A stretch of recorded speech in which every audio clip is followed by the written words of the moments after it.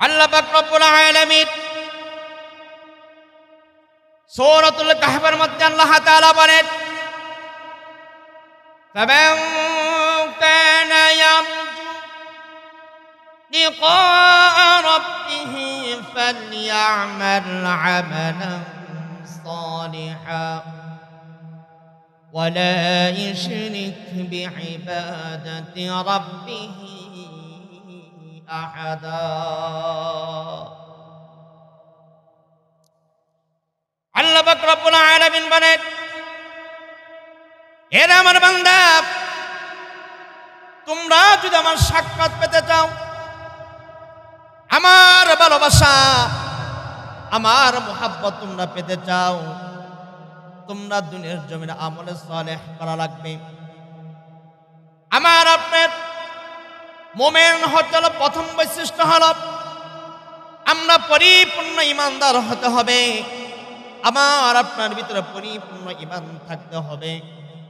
যদি আমরা পরিপূর্ণ ঈমানদার হতে পারি, সচ্চা ঈমানদার হতে পারি, আল্লাহ পাক রব্বুল আলামিন বলেন, ওয়াবাশশিরিল লাযীনা আমানু ওয়া আমিলুস সালিহাতি আন্না লাহুম জান্নাতিন তাজরি মিন তাহতিহাল আনহার।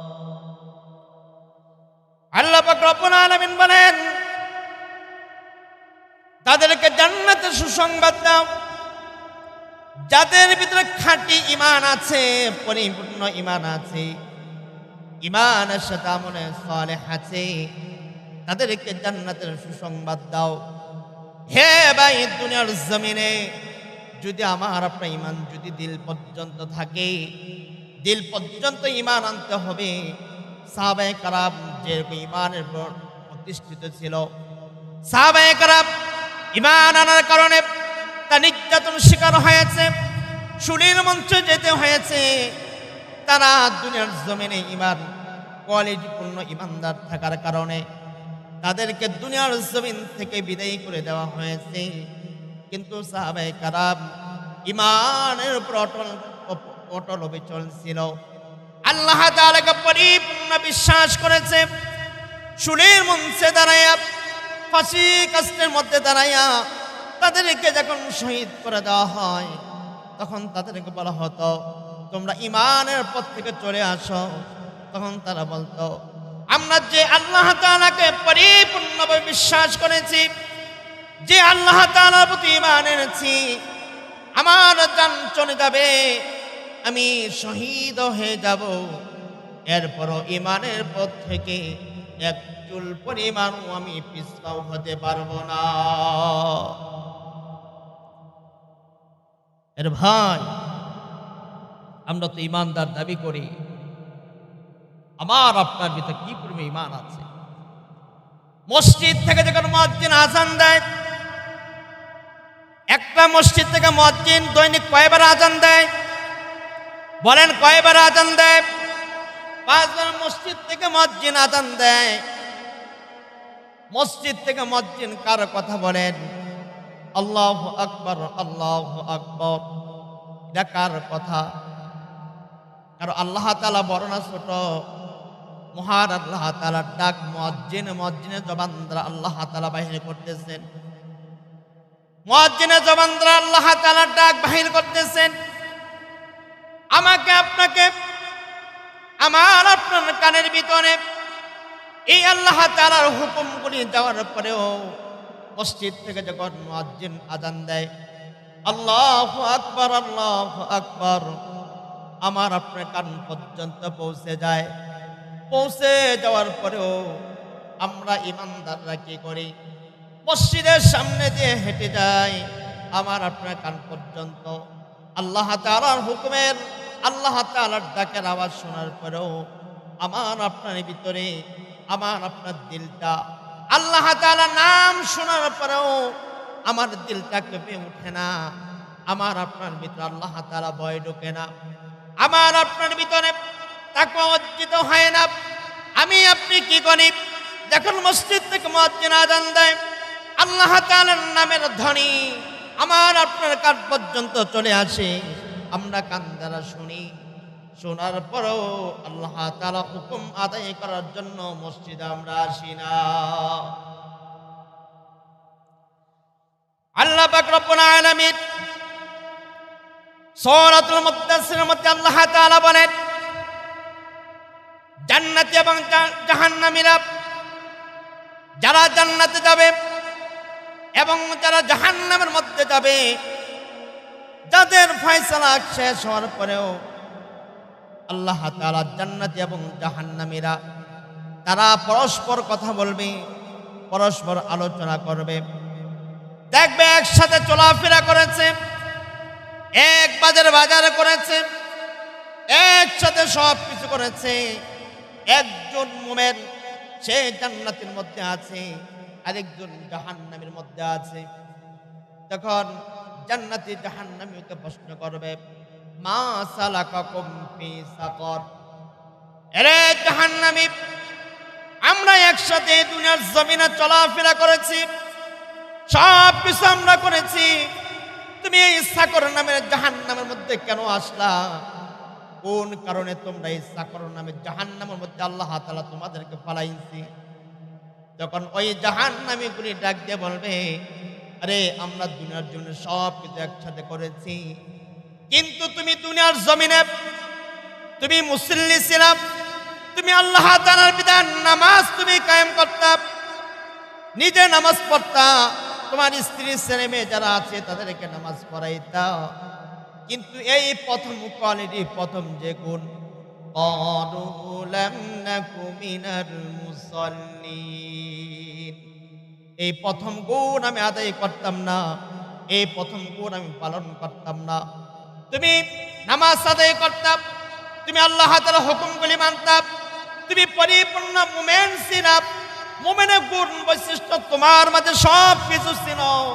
আমরা একসাথে চলাফেরা করেছি, কিন্তু আমি পরিপূর্ণ ইমানদার ছিলাম না, আমার ভিতরে পরিপূর্ণ মুমিনের বৈশিষ্ট্য ছিল না। তুমি নামাজ আদায় করতা আর আমি নামাজ আদায় করতাম না।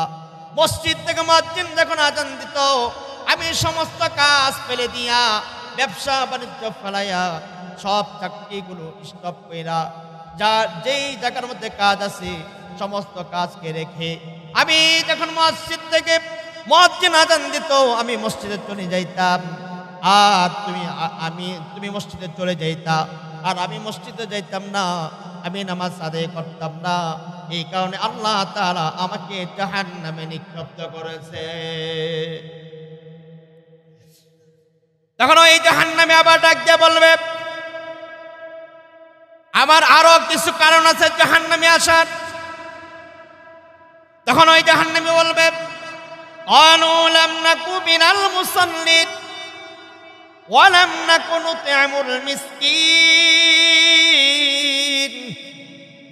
আরে দুনিয়ার জমিনে অনাথ যারা ছিল, অনাহার ব্যক্তি যারা ছিল, অভাবগ্রস্ত লোক যারা ছিল, মিসকিন যারা ছিল, অসহায় দরিদ্র লোক যারা ছিল, তারা যখন আমার পুরুষ ছিল, আমার কাছে অনেক সময় খানার জন্য তারা চাইতো।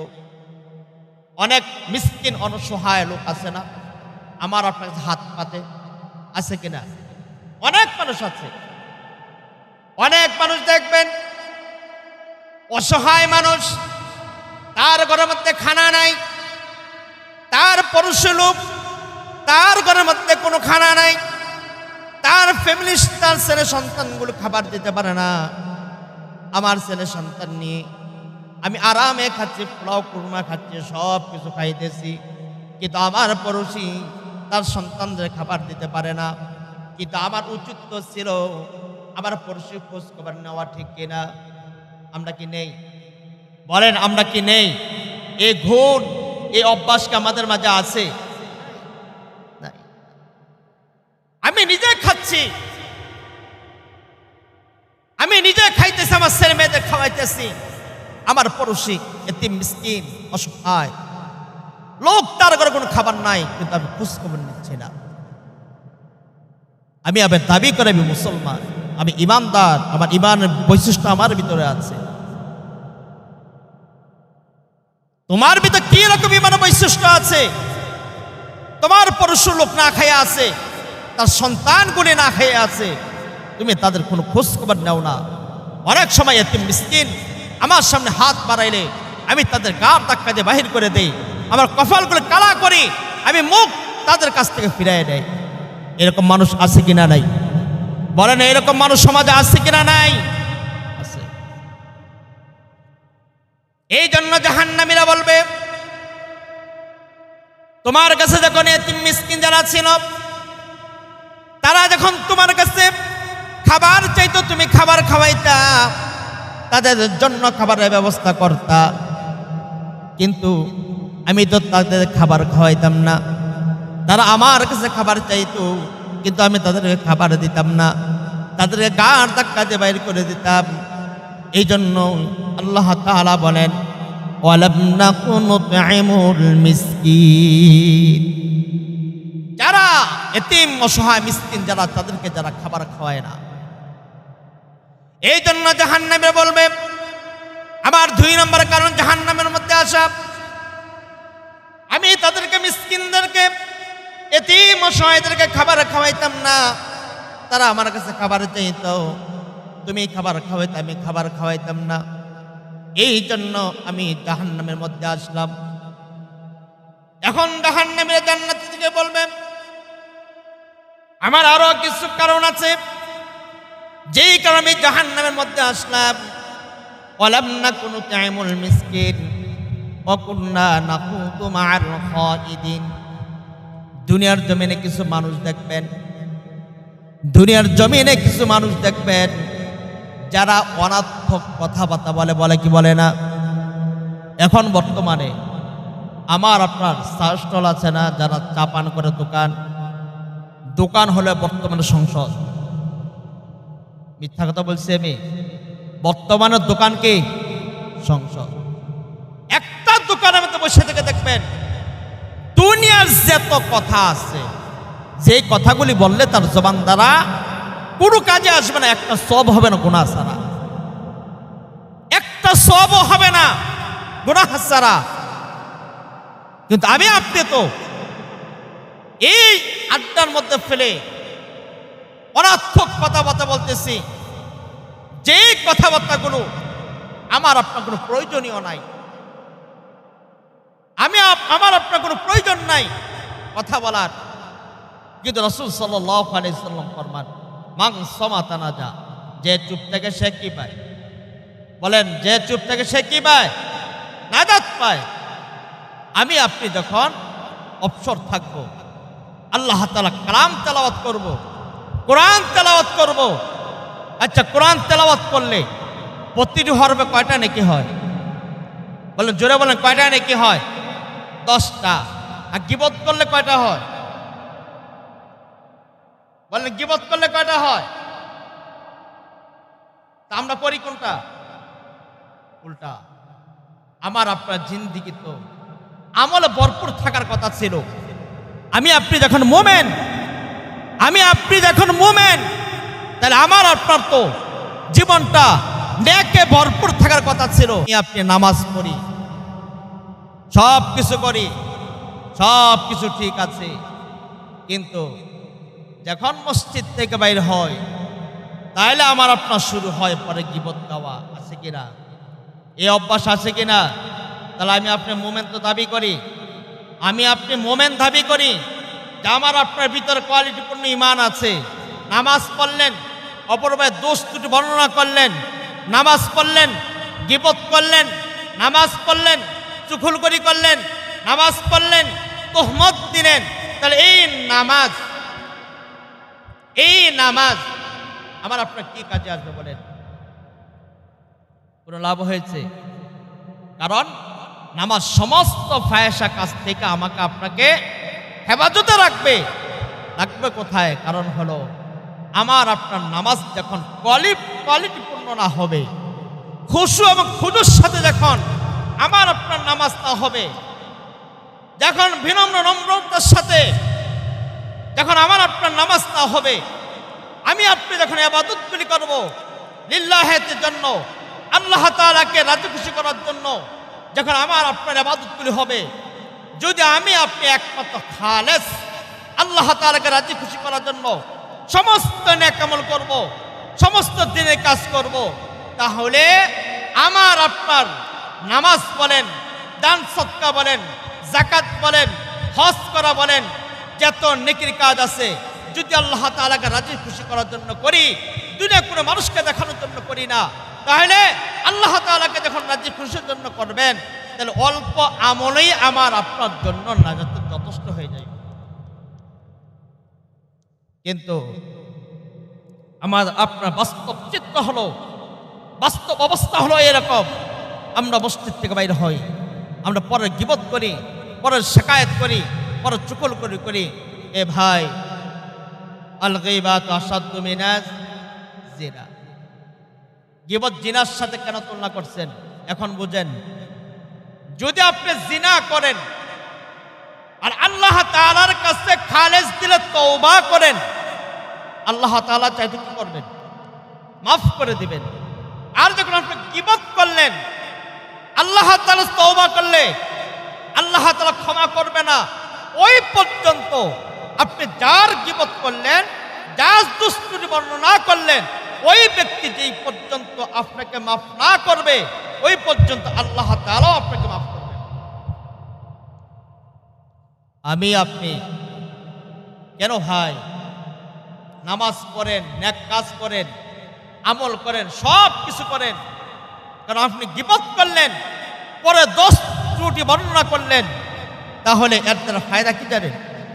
এর দ্বারা ফায়দা হলো আপনি যার গীবত করবেন, যার গীবত করবেন তার ফায়দা। আপনি যার গীবত করবেন তার কি? তার ফায়দা হয়। কারণ হলো তার কতটুকু ফায়দা? আপনি গীবত করার কারণে সে যে নেক আমলটা করার ইচ্ছা ছিল না, ওই নেক আমলটা আপনি তাকে করে দিলেন, আর আপনার তার গুনাহগুলি আপনার আমল নামার মধ্যে ট্রান্সফার করা হবে। আচ্ছা, দুনিয়ার জমিনে আমরা মিসকিন বলতে কাদেরকে বুঝি? বলেন, আমরা দুনিয়ার ভাষা মিসকিন বলতে আমরা কাদেরকে বুঝি? যার কিছু নাই, যার সয় সম্পদ নাই, অর্থকড়ি নাই, যারা মানুষের কাছে হাত পেতে খায়, তাদেরকে আমরা কি বলি? মিসকিন। হাদিসের ভাষায় মিসকিন কি তারা? হাদিসের ভাষায় মিসকিন কি তারা? হাদিসের ভাষায় মিসকিন হলো তারা যার হাসরের ময়দানে সব কিছু থাকবে, নেক আমল ভরপুর থাকবে, দান সদকা ভরপুর থাকবে, হজ সব কিছু থাকবে, কিন্তু দুনিয়ার জিন্দেগিতে সে পরের হক মারছে। কি মারছে বলেন? পরের হক। আচ্ছা, পরের হক যারা মারে, ওই ব্যক্তি যদি 1000 বছর জীবিত থাকে আর আল্লাহ তাআলার বাইতুল্লাহ গিলাফে দইরা 1000 বছর কান্না করে, আল্লাহ তুমি আমাকে মাফ করে দাও, আল্লাহ মাফ করবে? আল্লাহ মাফ করবে? কেন মাফ করবে না? যে পর্যন্ত যার হক আপনি মারছেন, সেই ব্যক্তি যে পর্যন্ত আপনাকে মাফ না করবে, ওই পর্যন্ত আল্লাহ তাআলা আপনাকে কি করবে না? মাফ করবে না। মিসকিন হলো তারা যারা দুনিয়ার হাসরের ময়দানে তার নেক থাকবে, নেকের পাহাড় থাকবে, সব কিছু থাকবে, কিন্তু সে পরের হক মারছে। কি মারছে বলেন? পরের হক মারছে। কাউকে গালি দিয়েছে, কাউকে অত্যাচার করেছে, কারোর উপর জুলুম করেছে, নির্যাতন করেছে, সব কিছু করেছে, কিন্তু কাল কিয়ামতের ময়দানে পরের হক মারার কারণে দেখা যাবে তার আমলনামা থেকে যার হক মারছে, সে যখন আল্লাহ তাআলার আদালতের মধ্যে বিচার দিবে, বলবে, আল্লাহ দুনিয়ার জমিনে তার সাথে আমি পারি নাই, সে আমার হক মারছে, সে আমার জমি জবর দখল করে সে নিয়ে গেছে, আমার টাকা পয়সা সব কিছু নিয়ে গেছে, আমার বাড়ি গাড়ি সব কিছু নিয়ে গেছে, আল্লাহ আমি ছিলাম মাজলুম, সে ছিল জালেম, আল্লাহ তার সাথে আমি পারি নাই, তার সব কিছু আছে, আল্লাহ তোমার কাছে বিচার দিলাম। কাল কিয়ামতের ময়দানে আল্লাহ তাআলা যখন ওই পাওনাদার যখন আল্লাহ তাআলার কাছে আপিল করবে, বিচার দিবে, তখন আল্লাহ তাআলা ওই ব্যক্তিকে বলবে, আরে ওর নাদান, দুনিয়ার জমিনে এত কিছু করে আসো, তুমি পরে হক মারছো, এই যে দেখো দুনিয়ার জমিনে তুমি কিছু দিতে পারো নাই, আজকের দিনে তোমার আমল নামা থেকে তার আমল নামার মধ্যে নেকি ট্রান্সফার করলাম, আর তার আমল নামা থেকে গুনাহ তোমার আমল নামার মধ্যে দিয়ে দিলাম। দেখা যাবে পরের হকে মারার কারণে তার নেক আমল শেষ, রয়ে গেছে আরো মানুষ যাদেরকে সে হাত দ্বারা প্রহার করছে, জবান দ্বারা গালি দিয়েছে, আরো মানুষ রয়ে গেছে। কিন্তু দেখা যাবে বলবে আল্লাহ তার আমল নামাতে নেক নাই, এখন কি করবে? আল্লাহ তাআলা ওই তাদের আমল নামাতে গুনাহগুলি দিয়া তার আমল নামার মধ্যে পৌঁছে দিবে। তাহলে দেখা যাবে তার সব কিছু ছিল, এত নেক থাকার কারণও কিন্তু পরকালে তার কিছু নাই, সে মিসকিন হইয়া সে জাহান্নামের মধ্যে নিক্ষিপ্ত হতে হবে। এই জন্য আমরা দুনিয়ার জমিনে যাহারা অনর্থক কথাবার্তা বলি, কোনো কাজ নাই কথাবার্তা, পরে দোষ ত্রুটি বর্ণনা করি, ভাই এটা কখনো করবেন না। পরের গীবত, পরের দোষ, পরের তোহমত এটা কখনো দিবেন না। এর দ্বারা আপনার ক্ষতি, আপনি যার গীবত করলেন তার লাভ। ও ভাই, আমার কি ঠেকা লাগছে যে অপরজনে গীবত কইরা তার আমল নেকি দেওয়ার কারণে ভাই হাসরের ময়দানে নেকিতে কত দাম হবে, নেকিতে কত প্রয়োজন হবে, এই দুনিয়ার জন্য বুঝে না আসলেও পরকালে কিন্তু ঠিকই বুঝে আসবে। এই জন্য জাহান্নামীরা বলবে, আরে দুনিয়ার জমিনে আমরা অনর্থক কথাবার্তা বলতাম, যেই কথার কোনো কাজ ছিল না, যেই কথার কোনো প্রয়োজন ছিল না, আমরা ওই রকম কথাবার্তা বলতাম, আমরা আড্ডা মারতাম, মিথ্যা কথা বলতাম, আল্লাহ তাআলার বিধানগুলো আমরা মানতাম না, আল্লাহ তাআলার বিধানগুলো আমরা সত্যভাবে গ্রহণ করতাম না। আল্লাহ পাক রব্বুল আলামিন আমাকে আপনাকে দুনিয়ার জমিনে পাঠাইছে, আল্লাহ তাআলা কোরআন দিয়েছেন, কোরআনের বিধান আমাকে আপনাকে দিয়েছে। নামাজ পড়া কার বিধান? জোরে বলেন, নামাজ পড়া কার বিধান? যাকাত দেওয়া কার বিধান? যাকাত দেওয়া কার বিধান? বোনের হক বুঝাই দেওয়া কার বিধান? আমরা দেইনি। বোনের হক বুঝাই দিতে হবে। অনেক ভাই আছে বোনের হক পরিপূর্ণ বুঝাইয়া দেয় না, দিতে চায় না, কিন্তু বোনের হক পরিপূর্ণ বুঝাই দেওয়া আপনার দায়িত্ব, দিতে হবে। যদি দুনিয়ার জমিনে না দেন, পরকালে কি করতে হবে? তারা খেয়ে যেতে হবে। এই জন্য ভাই, আমরা যখন সাচ্চা ইমানদার, সত্যিকারের মোমেন হব, আমার আপনার ইমানের কোয়ালিটি, আমার আপনার ভিতরে কি পরিমাণ ইমান আছে, আল্লাহ তাআলার প্রতি কি পরিমাণ ইমান আনছি, আমার আপনার কোয়ালিটি, আমার আপনার ইমান সাদৃশ্য করতে হবে সাহাবায়ে কেরাম ইমানের সাথে। কার ইমানের সাথে? বলেন, সাহাবায়ে কেরাম যে এরকম ইমান এনেছে, তারা ইমানের উপরে যে এরকম প্রতিষ্ঠিত ছিল, তাদের ভিতরে ইমানের কোয়ালিটি যে এরকম ছিল, আমার আপনার ইমানের কোয়ালিটি ওই রকম হতে হবে। আরে ভাই, দুনিয়ার জমিনে সাহাবায়ে কেরামের ইতিহাসগুলো পড়ে দেখুন। হযরত খুবাইব রাদিয়াল্লাহু তাআলা আনহু যখন ওনাকে শুনির মঞ্চের মধ্যে চড়ানো হবে, হযরত খুবাইব রাদিয়াল্লাহু তাআলা আনহু শুরু মঞ্চে যাওয়ার আগে কাফেরদের কাছে বলে, রে কাফেরের দল, আমাকে 2 রাকাত নামাজ পড়ার সুযোগ দাও। কয় রাকাত? 2 রাকাত নামাজ পড়ার সুযোগ দাও। হযরত খুবাইব রাদিয়াল্লাহু তাআলা আনহু সমস্ত কাফেরের বেষ্টনীর মধ্যে 2 রাকাত নামাজ পড়েছেন খুশু এবং খুজুর সাথে, এইরকম তৃপ্তি সহকারে 2 রাকাত নামাজ পড়তেছেন। এখন খুবাইব রাদিয়াল্লাহু তাআলা আনহু তাড়াতাড়ি নামাজ শেষ করে বলতেছেন, এরে কাফেরের দল, আমি যে আল্লাহ তাআলার সামনে দাঁড়াইছি, আমার নামাজ ছাড়তে মনে চায় না। আমি আল্লাহ তাআলার সামনে দাঁড়াইছি, আল্লাহ তাআলার সামনে থেকে আমার আসতে মনে চায় না। আমি যদি লম্বা নামাজ আদায় করি, তখন তোমরা বলবা হয়তো মৃত্যুর ভয়ে খুবাইব দীর্ঘ নামাজ পড়তেছে।